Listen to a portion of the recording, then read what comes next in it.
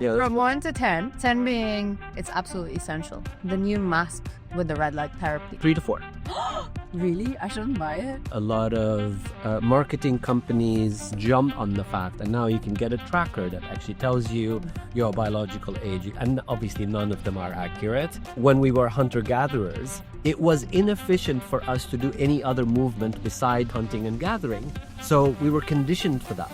And then later on in life, most jobs were then desk jobs. All these ailments started coming, which then boosted insurance, healthcare, supplements, and so on. I don't think many of us understand truly what biohacking means. So it sounds fancy, it sounds very scientific. At the root of it, it's just minor changes that you make to your life by simply being on the secret to happiness, to kind of living longer. And it all boiled down after many things. The number one thing is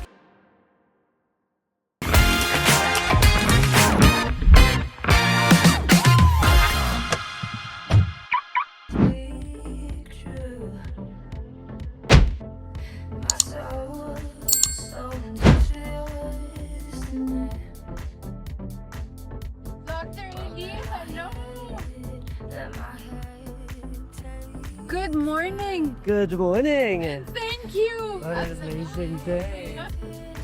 Escape. What are we escaping? Yeah, escape the mundane, escape the traditional healthcare system, Oh, yes, please. and all of that, you know.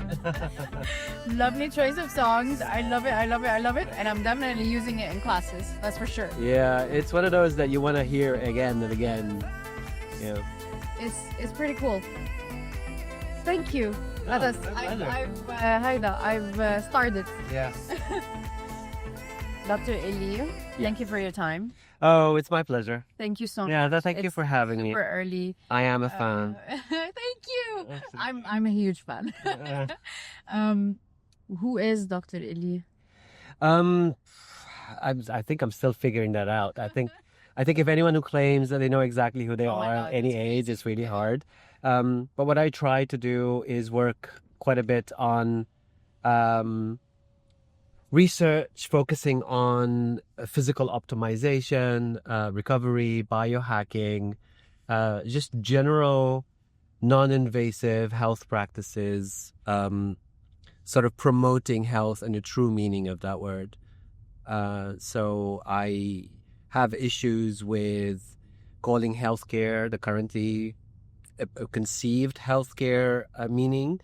Healthcare, it's more of disease care and trauma care, symptoms care, all of that, which is necessary, absolutely, not discounting it. Of course. But for the majority of us, there's so much that could be prevented, fixed, optimized, especially as we age, which is something that I really focus on, sort of biologically versus chronologically and other stuff like that. So super passionate about these things. I walk the talk. I live it every day. Been doing it for decades and decades. So when you see someone who is in their 20s and 30s trying to give you longevity advice, it's for me, it doesn't sit well. So You don't know how my knees for it. exactly, right? So been through it, lived it, and then I like the fact that I'm able to experience things and then share that experience with people. So chronologically, I am 53 and 0.3, as your daughter would say. Biologically, however, I am now 34 and a bit. Smart. So I'm almost 20 years younger biologically. This was never thought possible in the past. Like, this is not conceivable. But it's definitely very, very possible with not a lot of sacrifice. It's actually quite opposite. I don't think of it as sacrifice. I think of them again as optimization. I have energy to spare. I never have the sniffles. It's incredible what slight awareness and minor changes and commitment and discipline does to everything about yourself, from head to toe. So a long description to who I am, but basically that's really what. Beautiful one. Yeah, thank you. Biological age. Yes. I don't think a lot of people track that. Yeah. Nor that. I mean, I think the word track is a bit unfair to the actual meaning of it. But what is biological age? How do we measure that? And what are some of the factors that go into this? Yeah. So why did it gain popularity? It gained popularity because you cannot reduce your biological age if you don't have a holistic approach to your whole body. And by body, I also mean the brain, mind, emotions, all of that. So again, head-to-toe approach. It only gained popularity or was possible to understand your biological age not longer than a decade ago, when we were able to understand epigenome, which is the software of your body, basically, and understand that we can actually measure telomeres and understand the age of our cells, and therefore are able to compare that to a cell that's actually 30 years old chronologically, to a cell that lives in a body that is 50 years old. However, it is the same characteristics as a cell that lives for over 30-year-old human being. But for that to happen, again, everything has to be optimized. And by optimized, it sounds, again, convoluted, that word. It's not really an optimization of it, but more of an awareness and making adjustments to the influences that are happening to us from external environments and our internal environments. So, and obviously a lot of technologies, a lot of marketing companies, businesses, etc., jumped on the fact, and now you can get a tracker that actually tells you your biological age. You can get a scale that when you weigh yourself, it gives you a biological age. You get also, and obviously none of them are accurate. It's a general indication. To properly measure your biological age, you have to do an epigenome test, which then usually is through blood. And it's able to then give you, again, within a larger sort of data points, where you are biologically. Oh, me. Okay. So it's an incredible measurement, truly. So yeah, a lot of it is, and because of these scales and trackers, is like, how much muscle do I actually have versus blah, blah. And then, I'm full of muscle. It's great. Yeah. I am 16, and that's the general, I find, or at least I've seen around, that's a general misconception about how it actually works. 100%. We think of trackers as like the all-knowing. Oh my God. Sometimes I feel like, why do I want to track my biological age every day? Like, it's the amount of tracking that's happening nowadays is just too much. Yeah. Like, okay, you need to know that, but you probably need to know that how many times a year? Like, you obviously want to track your progress, but like... And the body doesn't work in hours and days. It works over time. It's an averages. So people tell me, ask me about like a good night's sleep, or how much muscle, it's, and they stress over it. You would wake up in the morning, for example, feeling nice and energetic and all is good, but you look at your score and you think, oh my God, it's in the red. And then all of a sudden you start feeling tired. Yes. Because it's psychological. There's a lot of influence, and we put a lot of credence to the tracker itself. Yeah. And if you break it down, the tracker is literally 2 or 3 sensors that measure 2 or 3 things. And then from these 2 or 3 things, be it heart rate or temperature or a gyroscope that measures your movement, from these 3 sensors, an algorithm takes these numbers and translates them into this beautiful, colorful, dashboard of, you've recovered this much, you've done this, you've done that, all from these 3 sensors that measures your heart rate, your temperature, and the way you move. So it's definitely not infallible. It makes mistakes. It depends where you are on your body. There are many other factors that come into play. And it doesn't measure everything. You can either make the best out of it or absolutely let it get to you. I think we have, as a culture, become so obsessed with tracking everything that we misuse these trackers. I mean, that's my personal view on this. Sometimes, and again, I work with people every day. Everyone is wearing, again, nothing against anything, the ring and the tracker, and sometimes it's the watch and the ring. Mm-hmm. And I'm like, they do the same thing. Yeah, I'm a little guilty of that. For example, I do two things. Now I have two things. I didn't realize. But I also have three things actually. Oh my God. So I have the Apple Watch, and I have the strap, the Whoop, and then also my bed tracks my sleep, my HRV and other stuff like that. Because I don't look at actual moments in time, but I look at the average so between three of them, I kind of believe the data a little bit more than just one. And there are two extremes. When you were talking about people and tracking, there are two extremes. There are people that track nothing, and people that exactly check it every 2 minutes to see if anything has changed in my heart rate and my sleep and whatever. So it's a happy medium, and I think that applies to a lot of things when it comes to health, general, and health, and etc. Just finding that balance, which is the hardest bit, I think, like for anything, not just jaffers or whatever. Yep. Two things. Yes. I've been dying to talk about. Yeah, please. Biohacking. Yes. What does it even mean? Yeah. And what does it mean to you? So overall in the industry, what do people think biohacking is really all about? Yeah. And what is it for you? Yeah. Doctor. So, I mean, biohacking in general, I don't think many of us understand truly what biohacking means. So the name itself is complicated. And it's like, okay. So it sounds fancy. It sounds very scientific. It sounds almost like a science and all of that. But at the root of it, it is someone who is paying attention to the environment around them and the environment within.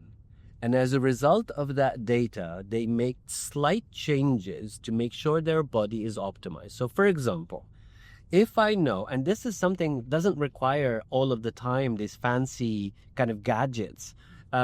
If I know I eat bread and therefore I feel bloated, what do? I stop bread. I stop eating bread. That's biohacking. It's literally understanding what your body... Now, these are the basics, obviously, but you could go much further than that. The water, the air, the people that you interact with, the shoes that you wear, the material that you put on your body, the sheets you sleep on, and so on and so on and so on. Because we're always interacting with our environment. We are the product of our environment. And what I love about that whole journey is that your environment affects your biology, and then your biology affects your reality. So if you are someone with high cortisol, the world looks dangerous and everyone is out to get you and all of that. Now, why do you get high cortisol? Because of the lifestyle that you live. You're not, focusing on your breath. You're not focusing internally. You're not managing your stress in general. And again, that word stress that people are always afraid of, it's as if it's the devil itself.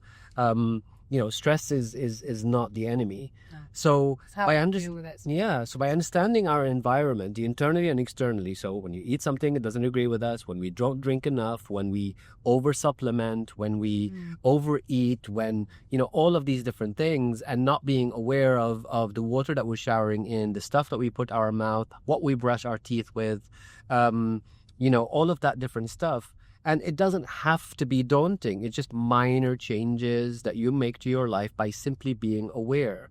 The simple example, it sounds overwhelming when you think of it, but you break it down and it becomes part of your lifestyle rather than something, I am worried that this will happen or that will happen, but a general approach. If you travel to work on the same route every day and you know that on a certain corner there's a pothole or there is something on the road, you know what to avoid. You no longer think about it. Yeah. You no longer think about it. And the same when it comes to your health and different aspects that you do.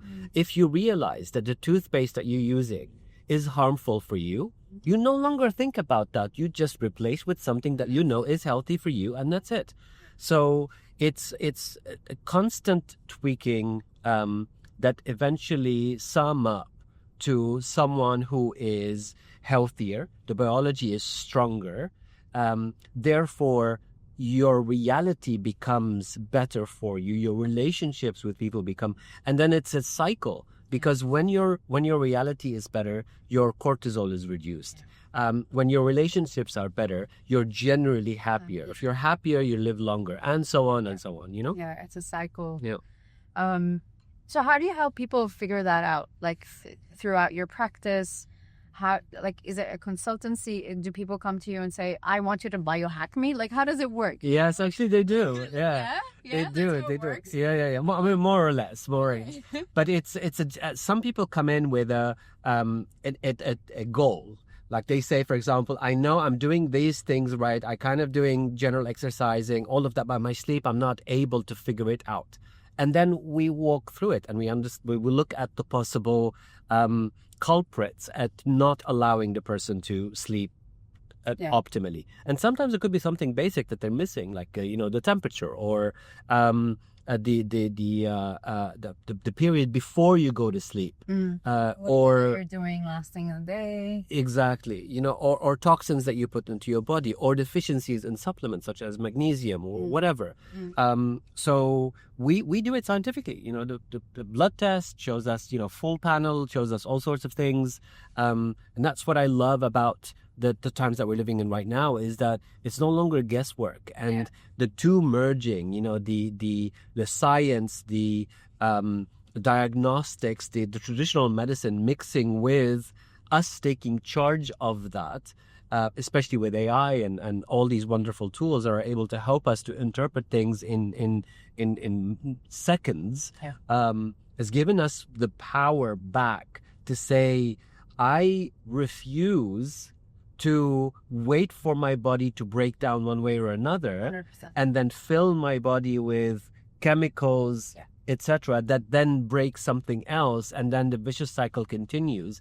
I refuse to do that. I can take charge of that, take responsibility of it, and then be proactive about it rather than reactive.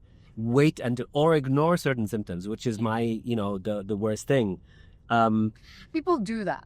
Like with the amount of information out there, with the amount of tools, like you said, that are there just to help us, to take ownership of that, with people like you in the industry, even with that, people still choose to ignore symptoms that they face every single day. Why do you think this happens nowadays?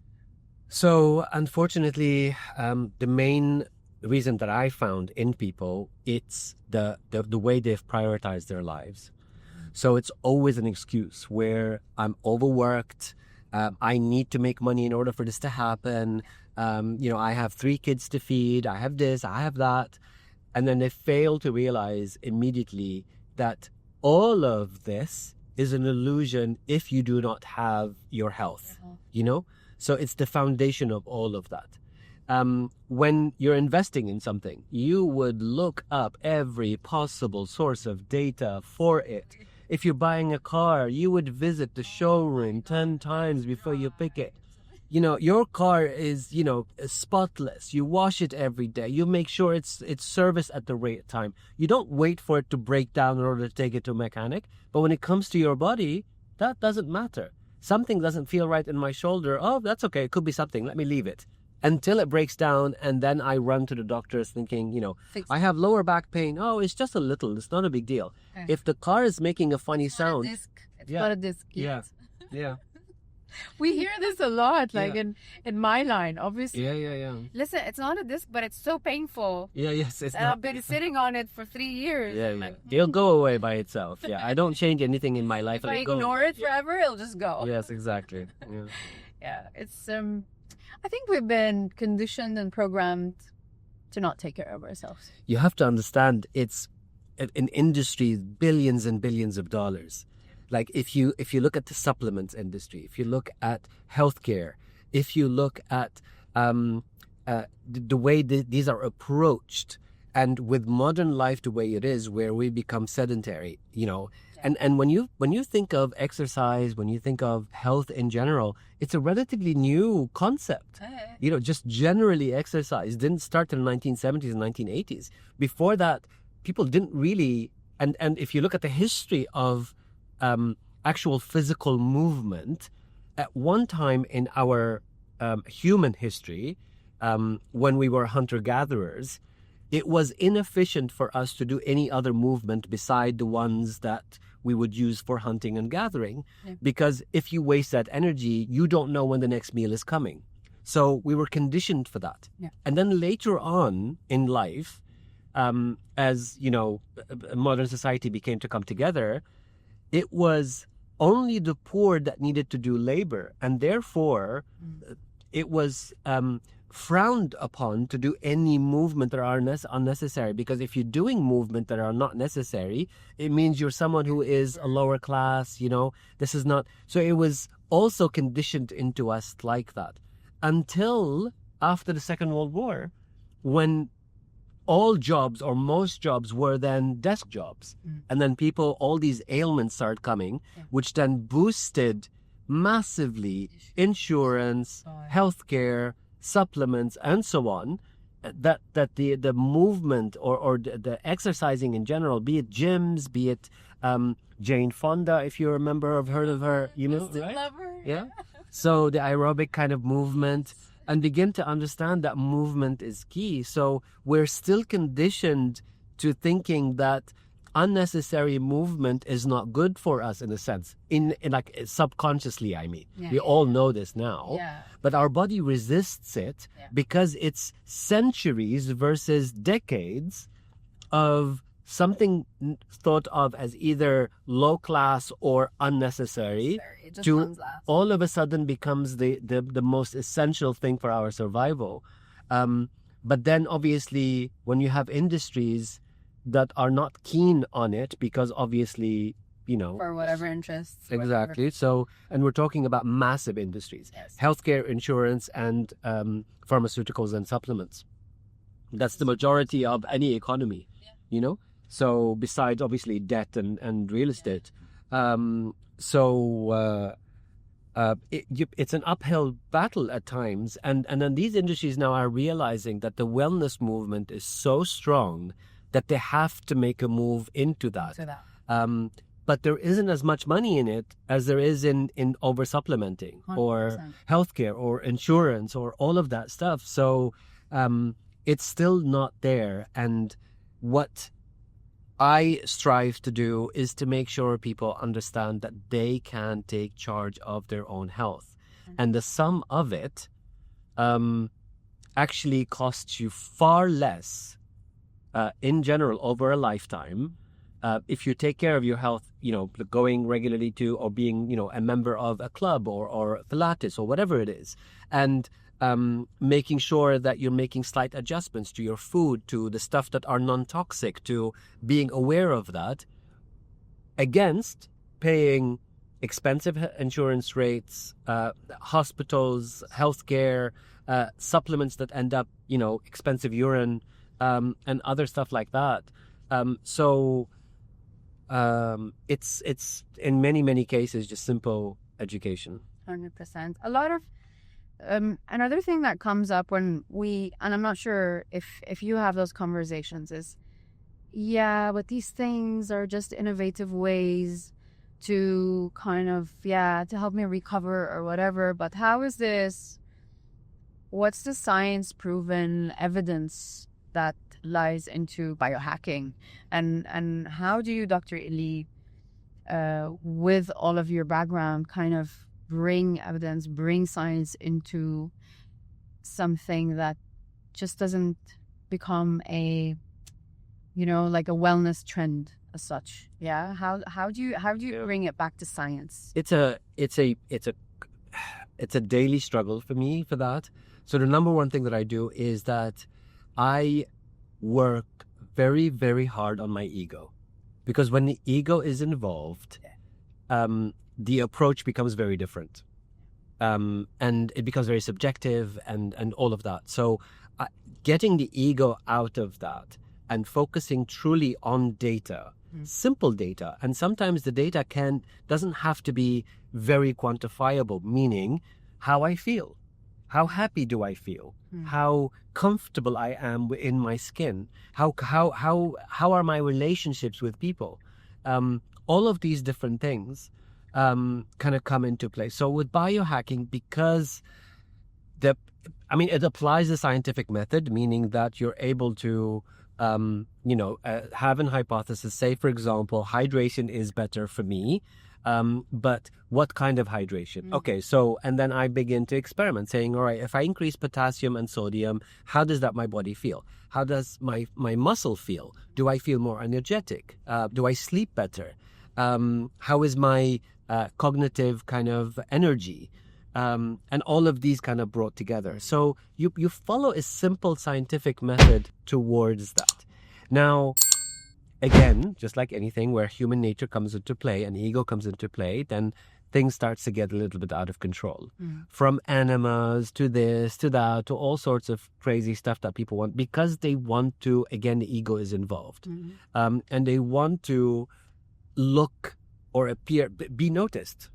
So as human beings, we always want to be noticed, and especially the younger biohackers, they want to always try to prove themselves in order to be noticed.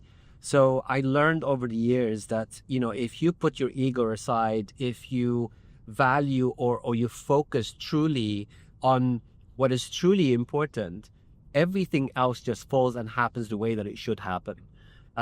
So if there's one word, I would say ego. Again, not fall into the trap of how much money can I make out of this? It's a trend that I need to follow it. And make the most while it lasts, because I absolutely hear you. Today Pilates, and I'm sure you've seen, is a global trend. Yeah. I mean, is it really just a trend? Absolutely not. It really works. It's just that I feel like the whole industry now is trying to make the most out of it. Yeah. Just to make whatever we can make, and then yalla, we'll see what comes next, and then and make a business out of that. Exactly. And that's just it's sad for someone like me, because sometimes when you're true to the practice, when you really feel like this is something I want people to value a little bit more versus Instagrammable. Yeah. It's a very different approach, and but this is the world we live in. It's inevitable, I think, but I think also people definitely now today more than ever understand and appreciate less ego, more genuine, real value for whatever that they're looking for. You have to keep yourself in check. This is what I do daily. So I keep myself in check because you're always pulled left, right, and center. Yeah. Why don't you do more of this? Why don't you more of that? And I always try to kind of hold myself back and always ask myself the question, why? Why am I doing this? Yeah. And I question myself consistently. And sometimes I go off the rail. I'm not obviously by any means perfect. And then I self-correct and I adjust and I go back to doing what feels authentic to me, what comes truly from the inside. But human nature, it is what it is, and there's nothing wrong with Instagrammable things. I mean, this is how information is shared, and it's all about sharing information, and with information you are making the right decisions and so on. It's just when that information becomes so fragmented, or it becomes clickbaits, or it becomes just saying things so I can get views, meaning, I would say, sort of a obscene thing, not obscene, but just very, really strange things like, broccoli is terrible for you. And I start that as a heading, Hold on, there's a word for it. The opening, what is it called? They taught me that a lot of times. Like the clincher. The hook. Oh, the hook. Yeah. Thank you. That's the word. The hook. Yeah.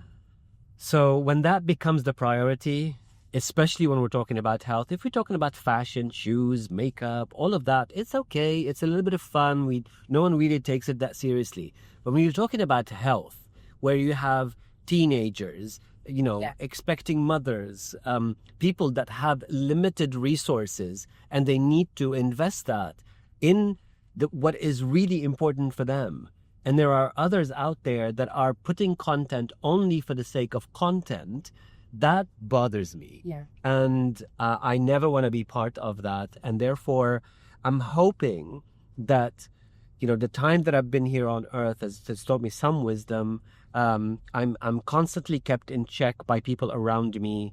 I'm constantly kept in check by just the faces of my kids. Of meeting people like yourself who are serious about sharing the right information and being genuine. Now, I say right is that it's right now. We're always learning. Exactly. You know? And we're always evolving and we're bringing new things and we're trying to broaden up. Exactly. Broaden up. Learn from each other. I think that's also something I've always wanted to do. Yeah. And with people like you are always open to teach me and everybody that's listening, and it's a journey and everybody's great. And I always say doctors are doctors. They spend at least 80 years learning what they learned.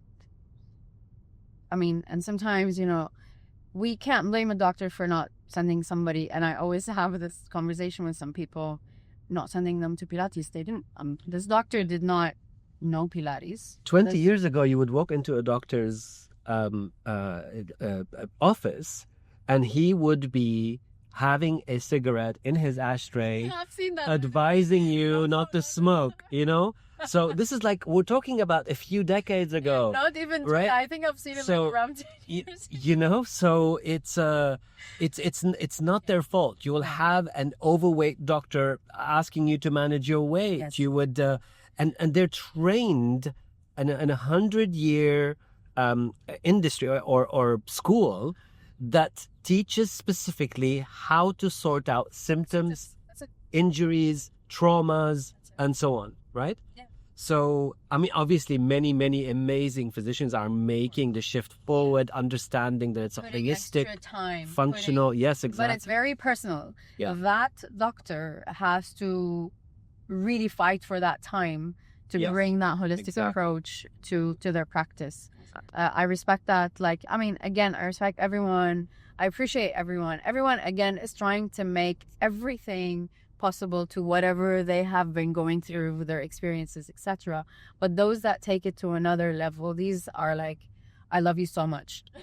Yeah. Type of doctors 100%. and practitioners and I think for anyone, what I've learned is that the idea or keeping the thought alive in your mind that this is not just it, the Shakespeare's "There's more to heaven and earth." yeah. There's always other, right? If I believe that this is what it is, it is always important for me to always think that this could not be it. No. There could be more. I don't know what I don't know. And therefore, there's wisdom in that, and there's humility in that. And then the ego is held back also.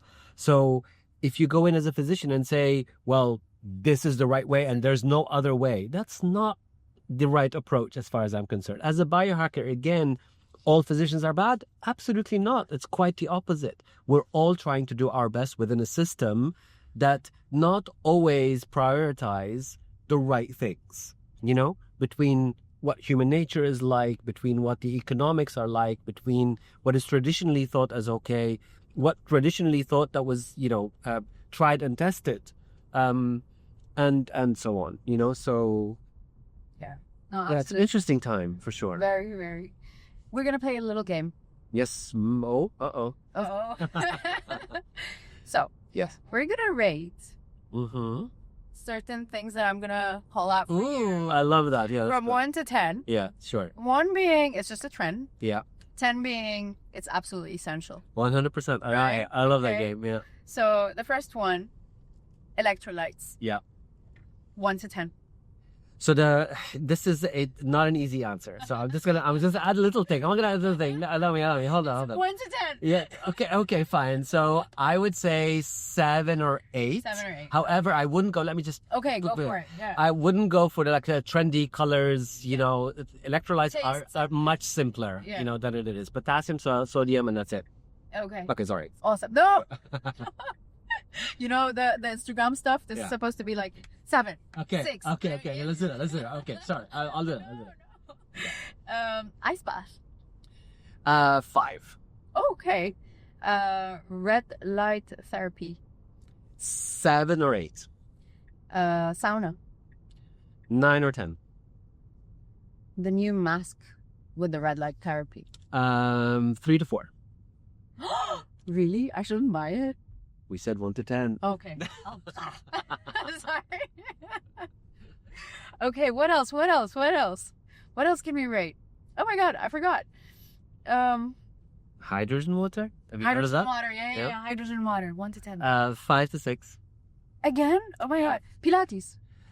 Pilates, I would say 9 to 10 easily. Thank you. Yeah. Weight training.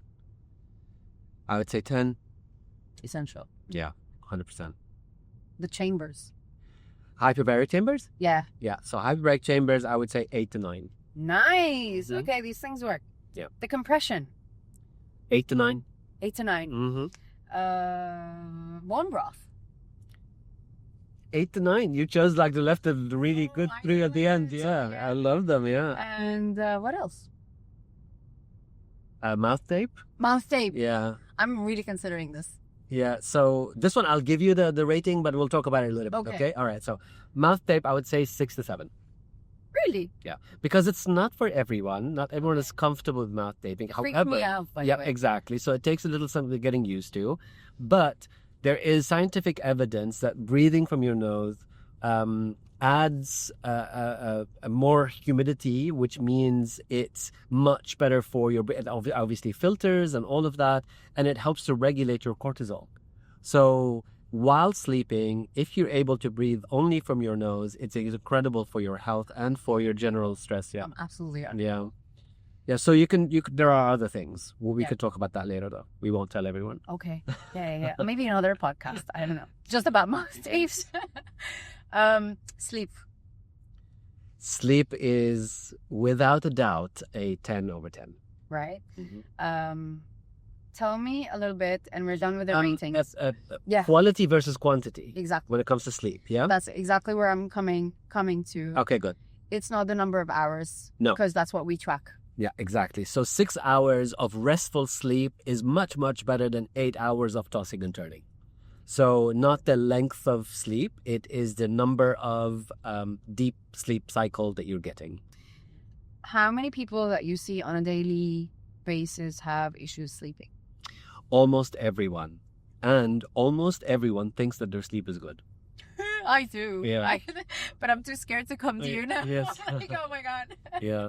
No, but so, yeah. So that it's generally what a real measure is how well you wake up in the morning. You know, do you wake up groggy? Do you have to drag yourself out of bed, etc. On most days. I'm not talking about like in general. Yeah.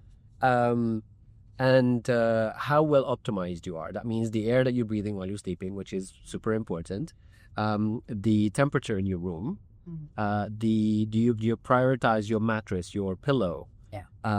Do you prioritize the last an hour or two before bed? What is your last meal like? How hydrated are you throughout the day? Do you think of sleep during the day?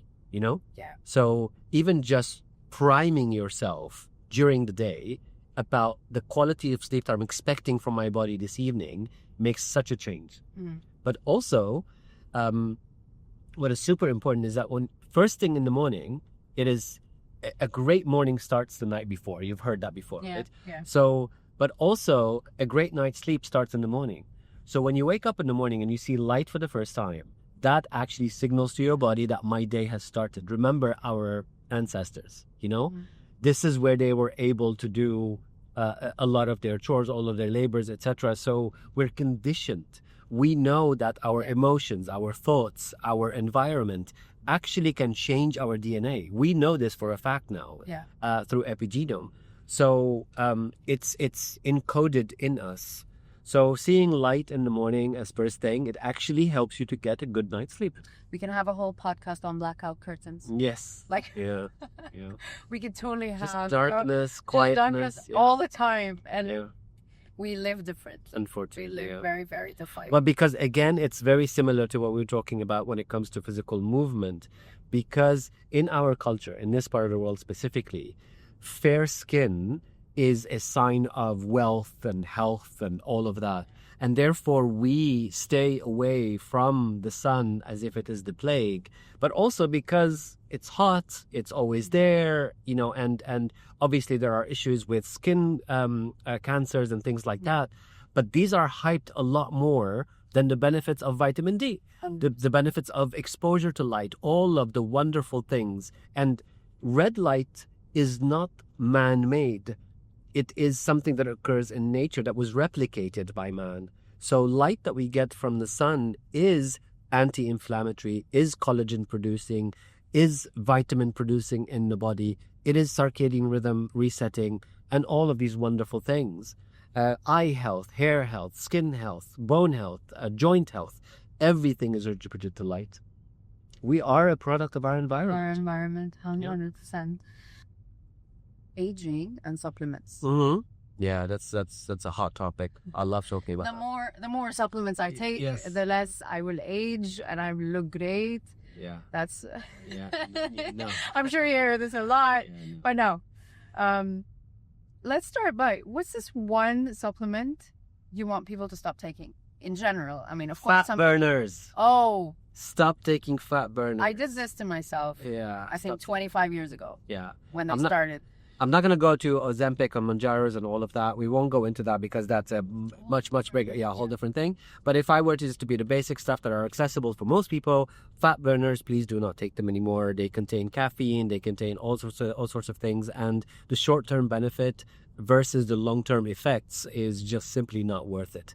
There is nothing like putting in the work of building muscle, of eating healthier, of recovering well and sleeping well, and surrounding yourself with good communities, good relationships, and there is no better supplement than these four in order for you to and those things are the basics of being a human, by the way. 100%. Yeah. Like just being social with the right group of people that you connect with. Yeah. Simple. Yeah. Right. There's an 85-year-old experiment that was done by Harvard. I read this 10 years ago. And they've gone through about over 85 years, all sorts of different people, to try to understand the secret to happiness and to kind of living longer.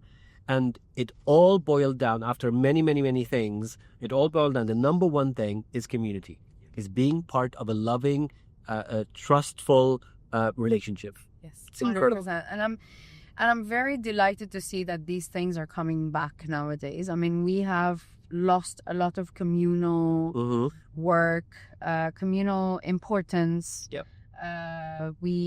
I'm so happy you see it coming. I think COVID, horrible thing. After COVID, it made us think about these things all over again. Agreed. And it's just made a lot of those community things starting to pop up here in Dubai, but also globally. So that's just beautiful. Like there's a communal movement as such that's happening, and it's beautiful to see. And it's becoming bigger and bigger, and it's becoming a bigger thing.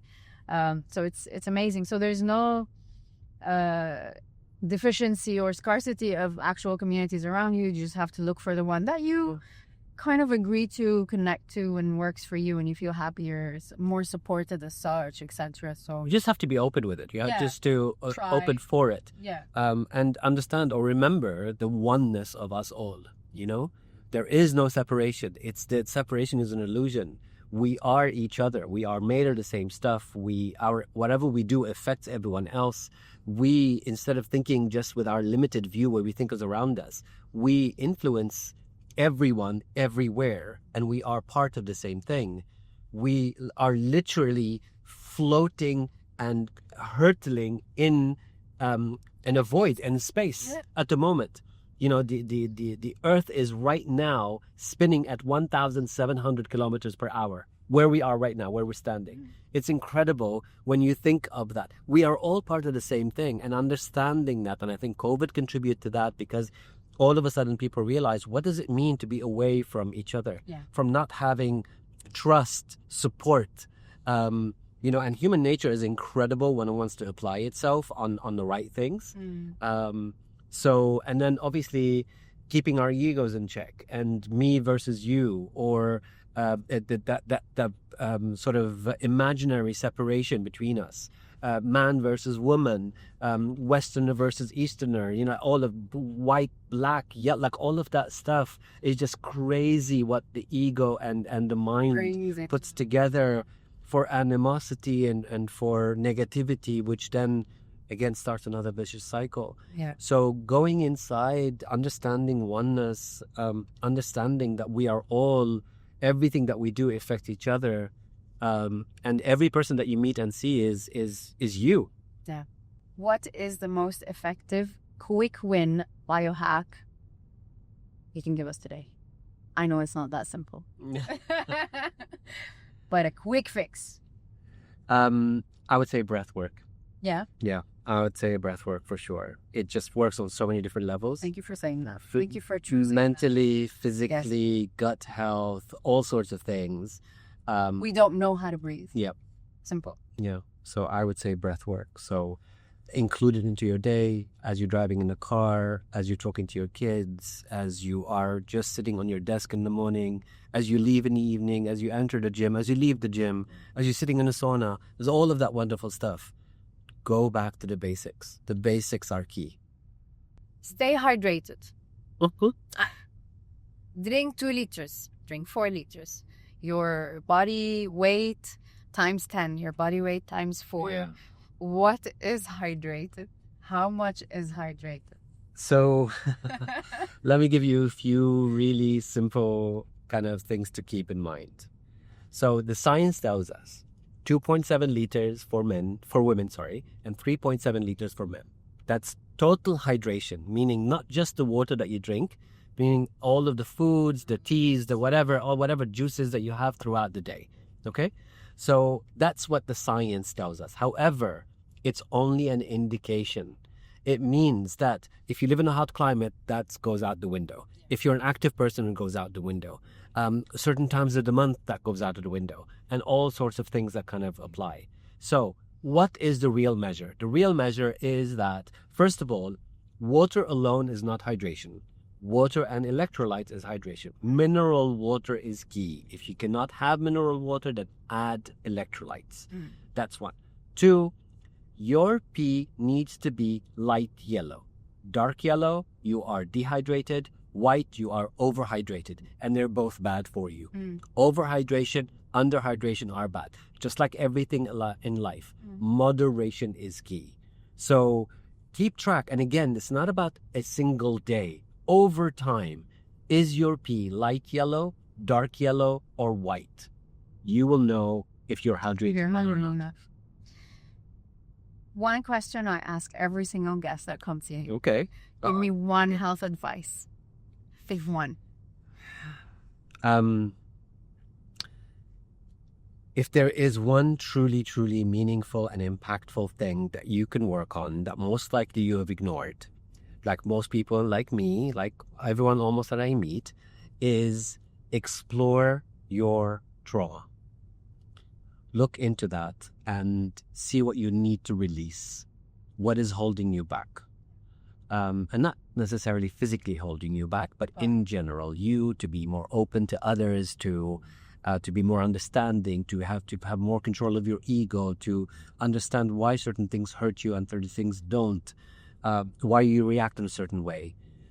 I would say look into your trauma, and all it takes, it doesn't take like a fancy, process or anything like that. It's just introspection. Look into what you think may be holding you back. Truly, honestly, with yourself.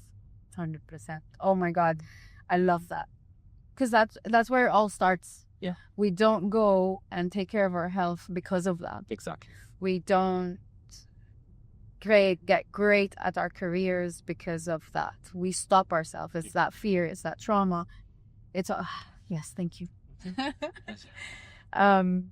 It was a pleasure, and I wish we had like all the time in the world, because these cameras turn off eventually. But